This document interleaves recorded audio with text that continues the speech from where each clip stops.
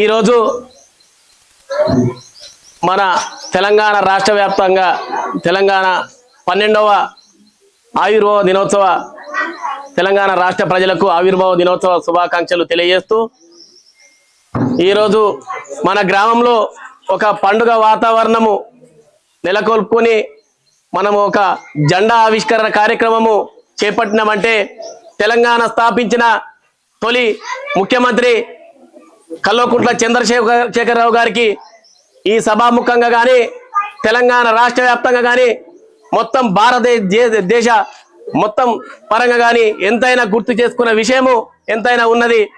ఎందుకంటే తెలంగాణ స్థాపించిందంటే ఒక అమరుల త్యాగఫలము, తెలంగాణ యొక్క ఆత్మ బలిదానాలు.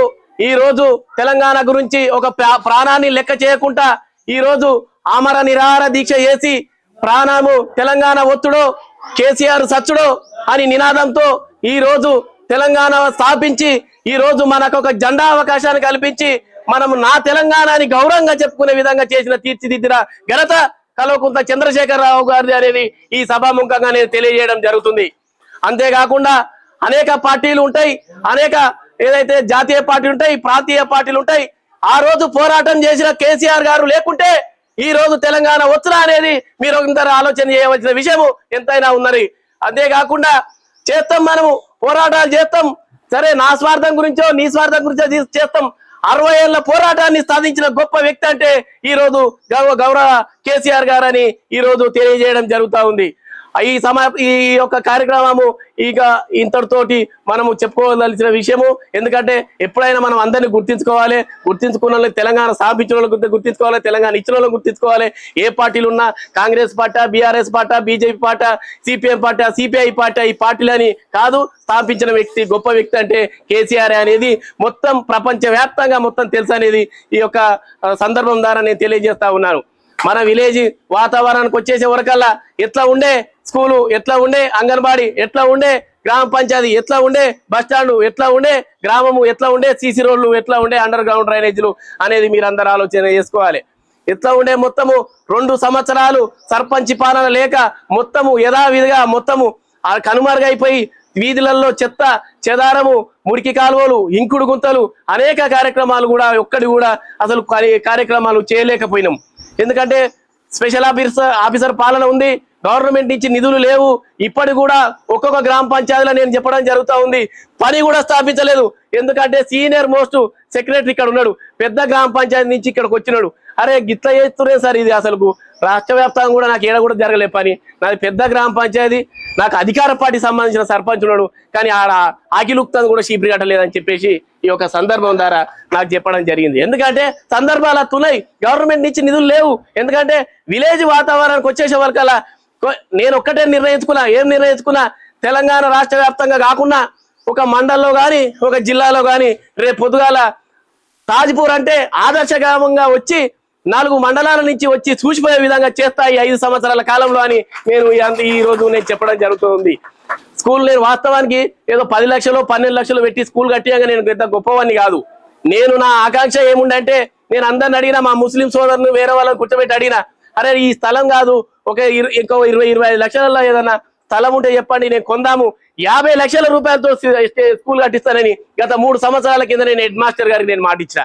ఎందుకంటే కట్టియలేని సిచ్యువేషన్ నాకు లేదు కాదు, ఉన్నది, కానీ స్థలం దొరకకపోయే వరకల్లా ఉన్న స్థలాన్ని ఎందుకు ఖరాబ్ చేసుకోవాలి, ఉన్న స్కూల్ మనం ఎందుకు ఖరాబ్ చేసుకోవాలనే ఆలోచనతోటి ఈ రోజు మొత్తం ఇంత గొప్పగా తీర్చిదిద్దడం జరిగింది. ఏదైతే ప్రైవేటు పాఠశాలకు సంబంధించి ప్రైవేటు పాఠశాలల్లో ఈ రోజు చూద్దామా, మన దగ్గర ఫీజులు వసూలు చేసి, మన దగ్గర అధిక మోతాదు సంబంధించిన అధిక ఫీజులు వసూలు చేసి ఈ రోజు వాళ్ళు ఏది స్కూల్ డెవలప్ చేస్తూ ఉంటారు.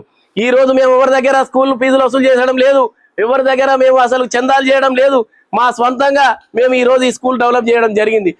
లేదన్నా కానీ కంప్యూటర్లు ఈడ టీవీలతోటి ఏదైతే వాష్రూమ్స్, ఏదైతే ఇక్కడ మట్టి సంబంధించింది, ఇక్కడ చెమాన్ గడ్డికి సంబంధించింది, పెయింట్కు సంబంధించింది, ఫర్నిచర్ సంబంధించింది, ఏదో వాష్రూమ్స్ ఐటమ్ సంబంధించింది, బోర్డ్స్ సంబంధించింది, మొత్తం ఆల్ మెటీరియల్స్ ఈ రోజు తెచ్చి ఈ రోజు కళాతోరణం అనే ఒక తోరణంలో మా గ్రామ ప్రజలను కూర్చోబెట్టినామంటే అది మాకు సంతోషకరంగా ఉందని ఈ సభాముఖంగా తెలియజేయడం జరుగుతూ ఉంది.